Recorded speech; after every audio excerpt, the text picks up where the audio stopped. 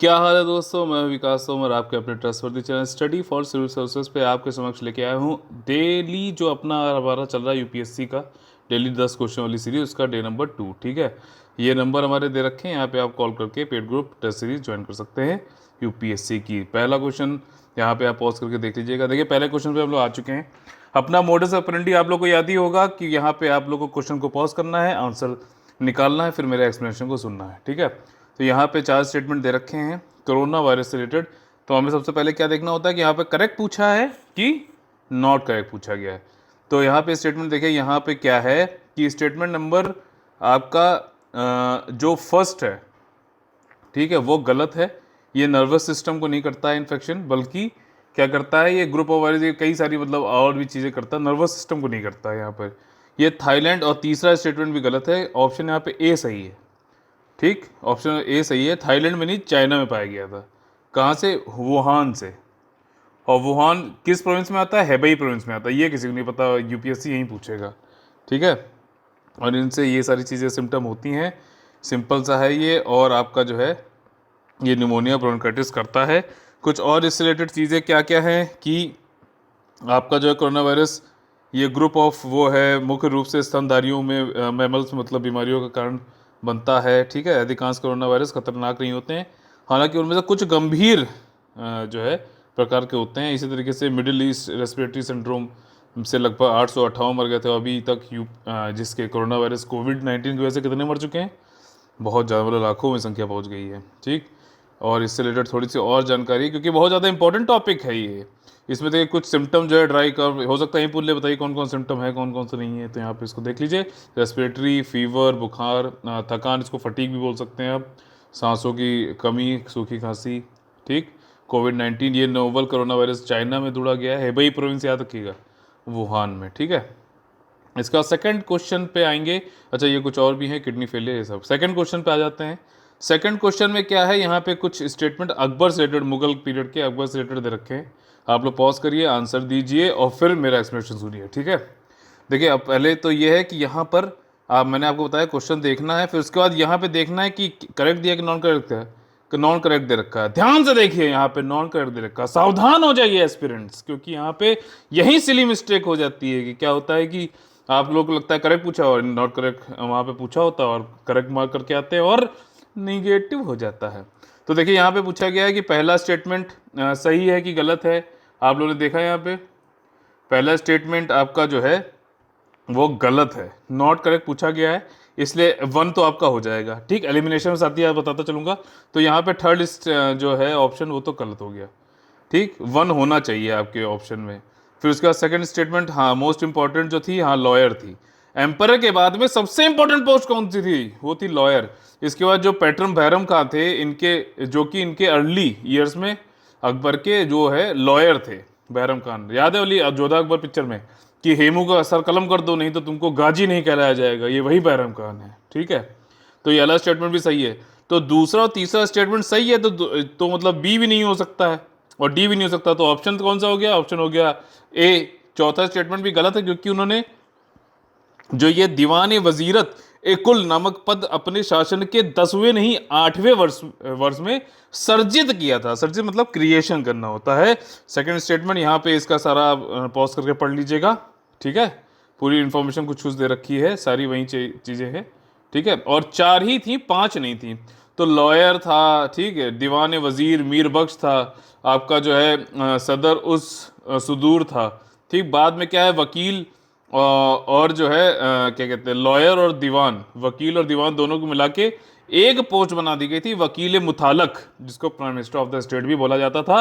Question number 3 में बहुत easy question पूछा गया है यहाँ पे कि जो शंकराचार्य थे उन्होंने 4 मठ बनाए गए थे। ठीक, तो इनको जो है मठाधीश तो कह सकते हैं क्या? नहीं, ऐसा कुछ नहीं है। जोक सपोर्ट, शंकराचार्य जी ने जो है 4 मठ बनाए थे देश के 4 कोने में, ताकि जो है हमारा रिलीजियस इंटीग्रेशन हो सके। ठीक, उसमें से बद्रीनाथ में बताइए कौन सा मठ है, ये पूछा गया है। ठीक, क्या गोवर्धन है, श्रृंगेरी है, ज्योतिर्मय, कौन सा है? पॉज करके आप लोग आंसर दीजिए। देखिए मैं बताता हूं, यहाँ पे ऑप्शन नंबर आपका जो है बी सही है। बद्रीनाथ जो है, बद्रीनाथ में ज्योतिर्मठ है। बद्रीनाथ में ज्योति जलाते हैं, इस तरीके से याद कर लेना। और आपका जो है द्वारका में हम लोग शारदा मठ है आपका, ठीक। पुरी में आपका गोवर्धन मठ है, ठीक। इसको आप लोग क्या करिए कि भारत का जो मैप है उसमें जाके पूरा जो है मैपिंग करिएगा और लिखिएगा, इसे ऐसे याद होता है। रामेश्वरम में क्या है, श्रृंगेरी मठ है, ठीक। याद हो गया। क्वेश्चन नंबर, अब देखिए यहीं पे सब यहाँ पे दे रखा है एक्सप्लेनेशन कि शंकराचार्य ने भारत के चारों छोरों पर 4 मठ स्थापित किए थे। उत्तर में ज्योतिर्मठ, पश्चिम में शारदा मठ, पूर्व में गोवर्धन मठ और दक्षिण में श्रृंगेरी मठ। क्वेश्चन नंबर 4 पे आ गए हैं। बहुत ही इंपॉर्टेंट क्वेश्चन है। इसमें पूछा गया है जीडीपी के संदर्भ में, मतलब सकल घरेलू उत्पाद के संदर्भ में अंतिम वस्तुएं क्या होती हैं भाई साहब, ये बता दो आज, ठीक। तो अंतिम वस्तुएं, पहला स्टेटमेंट जो है आप लोग पॉज करिए, फिर आंसर देने की कोशिश करिए। देखिए इसमें जो है आपका पहला स्टेटमेंट, जिनका उपभोक्ता उपभोग के लिए प्रयोग करते हैं, बिल्कुल सही बात है। फाइनल गुड्स की जिसमें बात होती है, फाइनल गुड्स की को तो जोड़ा जाता है। जीडीपी की डेफिनेशन है क्या, जीडीपी डेफिनेशन ये है कि फाइनल गुड्स एक किसी टेरिटरी में एक साल कोई भी फाइनेंशियल ईयर के अंदर जो बनाया जा रहा है उसकी टोटल वैल्यू को जोड़ दें तो जीडीपी निकल आता है, ठीक। ठीक, यही तो है ना सकल घरेलू उत्पाद। अब इसमें फाइनल गुड्स, हाँ, जो उपभोक्ता कर रहा है कंज्यूम, आप बिस्किट है, अब बिस्किट खा जाते हो तो वो खत्म हो गया ना, ठीक। आगे ना बताइए क्या हुआ। इन वस्तुओं का रूप और आकार बदलकर पुनः विक्रय नहीं किया जाता है, बिल्कुल सही बात है। जो आपका जो है इन्वेस्टमेंट कर सकते हो, मतलब कोई ऐसी मशीनरी ले आए, ठीक। मशीनरी भी क्या है कि वो रॉ मटेरियल की तरह थोड़ी ना आकार बदल के आप इन वस्तुओं का रूप और आकार बदल कर पुनः विक्रय, हाँ, फिर से रीसोल्ड नहीं होती, मतलब ये फाइनल गुड्स होते हैं। दूसरा स्टेटमेंट सही है। तीसरा स्टेटमेंट गलत है, क्योंकि यहाँ पे कहा गया कि इनको जो है रॉ मटेरियल की तरह कंज्यूम कर सकते हैं, नहीं, रॉ मटेरियल की तरह नहीं यूज कर सकते।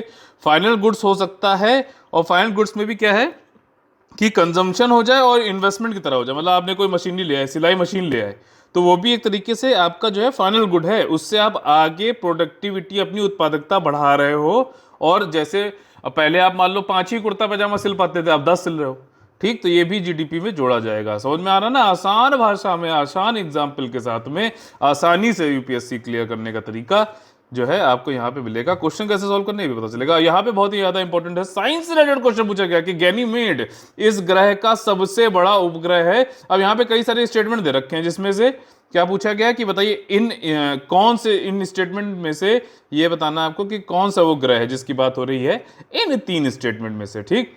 तो Ganymede is the largest satellite if the planet as well as of the solar system, ठीक। ये इस उपग्रह का गैनीमेड जो है लार्जेस्ट सैटेलाइट है, मून है, मतलब इस प्लैनेट का। कौन सा प्लैनेट, वही तो गुत्थी है जिसको सुलझाना है। It possesses dual characteristic of both planet and star, ठीक। और it has own radio energy.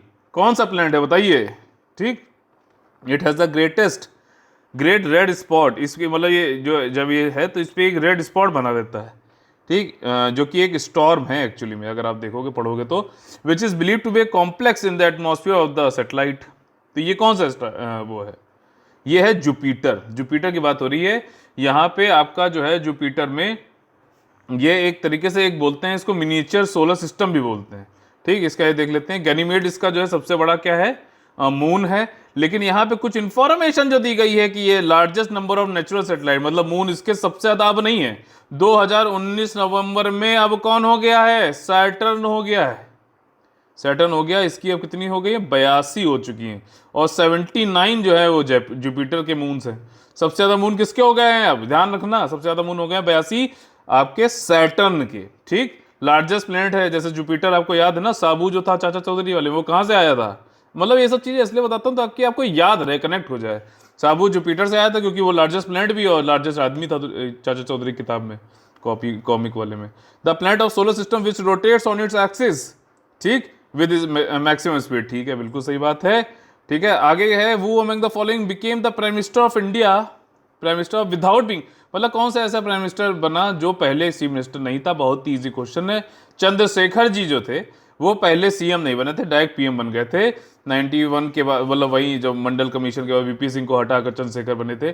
अगर आपको थोड़ा भी पॉलिटिकल में इंटरेस्ट है तो आपको पता चल गया होगा। क्वेश्चन नंबर 7 में पूछा गया है यहाँ पे क्वेश्चन, पॉलिटिक्स और हिस्ट्री से दोनों का मिक्स टाइप का क्वेश्चन है। ऐसे क्वेश्चन ऑफ पॉलिटिक्स यूपीएससी बना रहा है। पूछ रहा है कि द ब्रिटिश सोवर्निटी, स्वतंत्र भारत में ब्रिटेन की प्रभुता बनी रही, जब भारत स्वतंत्र हो गया, कब हुआ, 15 अगस्त को, तब भी जो है ब्रिटेन की प्रभुता बनी रही। क्या स्टेटमेंट सही है? असर्शन में यही देखिए क्या होता है, दोनों स्टेटमेंट को अलग अलग देखो कि ट्रू है कि फॉल्स है। फिर उसके बाद अगर ये ट्रू है तो आप देखो क्या ये इसका रीजन है, अगर है तब तो ए हो गया, अगर नहीं है तो बी हो गया, और अगर आपका पहला वाला फॉल्स हो गया तो डी हो गया, और अगर आर फॉल्स हो गया तो सी हो गया। यहाँ पे आंसर डी होगा। क्यों? ब्रिटिश सॉवरेनिटी आपको याद होगा 18 या फिर 20 जुलाई को इंडियन इंडिपेंडेंस एक्ट जो पास हुआ था 1947 में, उसमें ये कहा गया था कि जब से 15 अगस्त के बाद से जो है ब्रिटिश सॉवरेनिटी खत्म हो जाएगी फ्री इंडिया में, तो ये कैसे सही हो सकता, नहीं हो सही हो सकता। ठीक, तो डी आंसर हो गया यहाँ पे। और बट आर जो है वो ट्रू है कि ब्रिटिश सॉवरेन अपॉइंटेड स्वतंत्र भारत में अंतरिम गवर्नर जनरल की नियुक्ति की गई थी। वो अंतिम गवर्नर जनरल कौन थे वो आप लोग को किसमें बताना है, कमेंट बॉक्स में बताना है, प्लीज बताइए आप लोग, आपकी प्रैक्टिस के लिए, आपकी ज्यादा अच्छे बेहतरी के लिए पूछ रहा हूं मैं आपसे। यहाँ पे कुछ स्टेटमेंट दिए गए हैं क्वेश्चन नंबर 8 में, जो कि कर्नाटिक वॉर से रिलेटेड है। कर्नाटिक वॉर अगर आपने अच्छे से पढ़े होंगे तो आपको याद कर ले जाओगे, लेकिन मैंने जैसे आपको पहले बताया है कि आपको एक देखना है स्टेटमेंट अच्छा ही है, लेकिन फिर यहाँ पे देखना है कि क्या करेक्ट पूछा है कि नॉट करेक्ट पूछा है। तो यहां पे ध्यान से देखिए एस्पिरेंट्स, सावधान, क्योंकि यहां पे नॉट पूछा गया। सिली मिस्टेक से मैं आपको मेरी आवाज जो है इस तरीके से चिल्ला चिल्ला के आपको बता रहा हूं ताकि याद आ जाए। आप लोग वहां पे याद रखो, चाहे जितना भी प्रेशर सिचुएशन हो वहां पे गलत ना करो। तो देखिए पहला स्टेटमेंट है कर्नाटिक वॉर इज ऑल्सो, अब यहाँ पे पॉज करके आप लोग देख लेना, ठीक, पॉज करके देख लेना कि कौन कौन सा स्टेटमेंट सही है, कौन कौन सा गलत है। ठीक, तो यहाँ पे गलत पूछे गए हैं। तो पहला स्टेटमेंट यह है कि second Carnatic war is also known as battle of Wandiwash. नहीं, वांडीवॉस कब हुआ था? 1760 में हुआ था, जिसकी वजह से जो है ऐसे याद रखो कि वॉश हो गए थे आपके कौन, फ्रेंच जो है वॉश हो गए थे इंडिया से इस तरीके से। लेकिन ये सेकंड में नहीं थर्ड में हुआ था, तो पहला वाला गलत हो गया। और तो ये इस तरीके से 3 ऑप्शन हुई, ये वाला गलत हो गया, ये वाला नहीं हो सकता सी ऑप्शन, क्योंकि यहाँ पर नॉट करेक्ट पूछा गया है।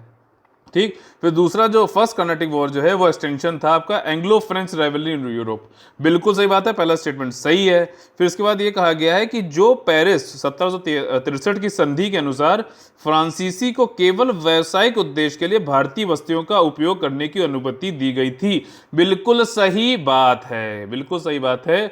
कोई भी, अब क्योंकि मैंने आपको बताया ना 1760 जो वंडी वॉश हुई थी, बैटल ऑफ वंडी वॉश के बाद तो वॉश हो गए फ्रेंच। तो 1763 में जो ट्रीटी ऑफ पेरिस हुई उसमें खाली कहा गया भैया कमर्शियल पर्पस के लिए रहो, यहाँ पे कोई फोर्टिफिकेशन या फिर किला विला बनाने की कोई जरूरत नहीं। तुमको समझ में आया? अब हम राज करेंगे यहाँ पे, हम कौन, माई बाप, मतलब ब्रिटिशर्स। ठीक, चौथा स्टेटमेंट जो है पहला कर्नाटिक वॉर जो है उसका पीरियड पूछा गया है, थोड़ा सा फैक्चुअल स्टेटमेंट है। 1740 से लेके 1750 बोला गया है, बल्कि ये होना मतलब ये गलत है स्टेटमेंट, क्योंकि 48 तक चला था। तो इसलिए जो है बी ऑप्शन यहाँ पे सही हो जाएगा। यहाँ पे एक्सप्लेनेशन हम देख लेते हैं। देखिए यहाँ पे ये यही सारी बातें बताई गई हैं। पहले स्टेट कर्नाटिक वॉर के बाद जो ट्रीटी हुई थी उसका नाम था ट्रीटी ऑफ एक्सला चैपल, 1748 तक चला था। सेकंड कर्नाटिक वॉर जो हुआ था 4954 तक हुआ था। इसकी वजह से जो है ये इनकंक्लूसिव था। ठीक, लेकिन ये फ्रेंच पावर जो है साउथ इंडिया में इसकी खत्म कर दी गई थी अंग्रेजों के मुकाबले अगर देखा जाए। थर्ड कर्नाटिक वॉर के बाद ही जो है आपका बैटल ऑफ वंडी वॉश हुआ था, जिसमें वॉश हो गए थे आपके फ्रेंच वाले। ठीक, और उसके बाद ट्रीटी ऑफ पेरिस जो है French were allowed to use Indian settlement सिर्फ जो है पर्पस, कमर्शियल पर्पस के लिए था, और फोर्टिफिकेशन ऑफ सेटलमेंट जो है बैन कर गया था। उसके बाद जो है क्वेश्चन नंबर 9 बहुत ही सिंपल क्वेश्चन है। इंडियन मानसून, मानसून का मतलब क्या होता है? मौसम का मतलब क्या होता है? रिवर्सल ऑफ विंड्स, यही तो मतलब होता है रिवर्सल ऑफ विंड्स। कभी हो सकता है यही क्वेश्चन भूल ले। तो इसमें पूछा गया कि इंडियन मानसून इज के परिवर्तन से संकेतित होता है, मौसम के परिवर्तन की या किसके कारण से होता है। तो ये देखना, जब भी ऑप्शन जो दे रखे हो उनके हिसाब से अगर आपको कोई भी ऑप्शन अगर सही लग रहा है, ठीक, तो उसको कर लेना। अब यूनिफॉर्मिटी ऑफ टेम्परेचर तो बिल्कुल नहीं हो सकता। कूल एयर सेंट्रल एशिया मतलब कजाकिस्तान, उज्बेकिस्तान जगह से तो बिल्कुल नहीं आती है। तो यहाँ पे टेम्परेचर डिफरेंस है बिटवीन लैंड एंड ओशियन। अगर आप बिल्कुल लिटरल बेसिक मीनिंग देखोगे इंडियन मानसून का, तो ये स्टेटमेंट बिल्कुल सही है। इसलिए यहाँ पे ऑप्शन नंबर ए आपका सही हो जाएगा। आखिरी क्वेश्चन पे आज आ गए हैं आप लोग को, बहुत ही ज्यादा आज सही मजा आया होगा। अब यहाँ पे एग्रीकल्चर ज्योग्राफी मिक्स टाइप का क्वेश्चन है कि कॉटन जो है आपको दो करेक्ट पूछा गया है, पहले देख लेना, नहीं तो क्या हो जाता है, सावधान दोस्तों वाली बात हो जाती है। Cotton is a rabi crop, नहीं, बिल्कुल गलत है। तो पहला स्टेटमेंट ये भी गलत हो गया, ये भी गलत हो गया। बी और डी में से एक हो सकता है। गुजरात और Maharashtra the major cotton producing states in India, क्या स्टेटमेंट सही है? बिल्कुल सही है। India is the largest producer of cotton in the world, बिल्कुल गलत है, क्योंकि China is the largest producer of corona virus in the world. Oh नहीं नहीं नहीं नहीं, चाइना इज अ कॉटन, ठीक है ना। मजाक तेरे से बता रहा हूँ कि कॉटन का भी प्रोड्यूसर चाइना कई मायनों में ऊपर है, कोरोना के मामले में भी आगे निकल गया है। इस तरीके से यहाँ पे हमारा पूरा सेशन खत्म होता है। और आप लोग को अगर अच्छा लगा हो तो प्लीज सब्सक्राइब करें, लाइक करें, शेयर करें। और सब्सक्रिप्शन एकदम फ्री है, तो इसमें बिल्कुल भी बेझिझक आप लोग करें। और अगर आप लोग को यहाँ पे कोई भी हमारा ग्रुप ज्वाइन करना है तो आप लोग ये नंबर डायल कर सकते हैं। जय हिंद, जय Bharat, all the very best है, लगे रहिए, ठीक है, और अपना सिलेक्शन पूरा करिए।